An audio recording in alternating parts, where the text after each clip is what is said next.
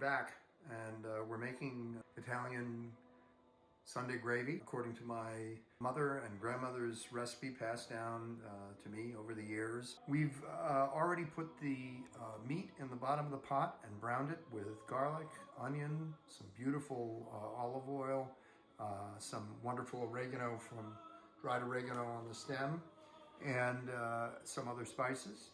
Some pepper, black pepper, and also some added garlic powder and onion powder, and also a full Spanish onion that was chopped. And all of that has browned up the meat beautifully. We've added our tomato paste and also our Italian peeled tomatoes with basil in them, or I should say in the puree. And we've had it simmering for a few minutes. We added some wine.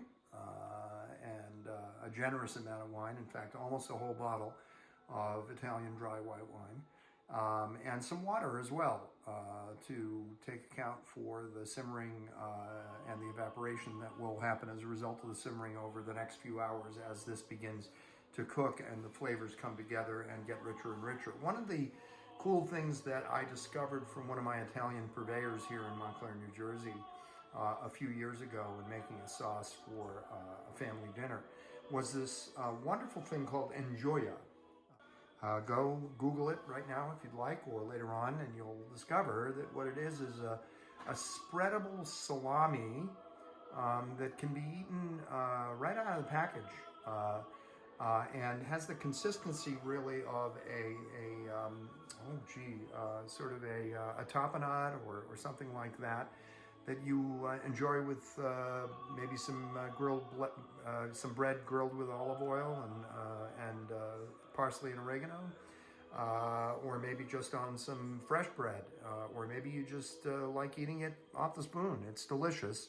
As we have an Engioia, which I just bought today, and as you can see, it comes almost sort of, it's tied together. I've cut some of the ties to make it easier to work with. It's in a casing. Now what I'm going to do is I'm going to take this Engioia, and instead of spreading it on bread, I'm going to add it to the sauce. You can see I've cut the ties away. I'm going to pull back this casing layer, and I'm going to bring this, put it into the pot. Let's get it into the pot. There we go.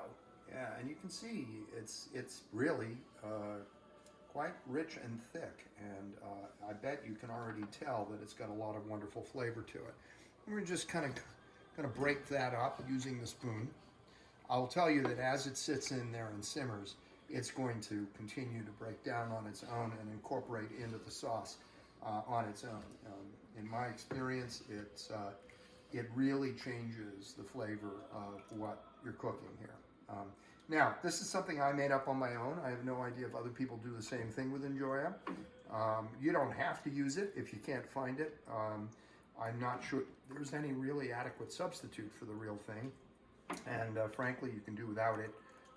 And particularly if you don't like super spicy sauce, at least this particular Engioia wouldn't be for you, because it would end up adding a lot of spice to your dish. And that may not be something that you and your family particularly like.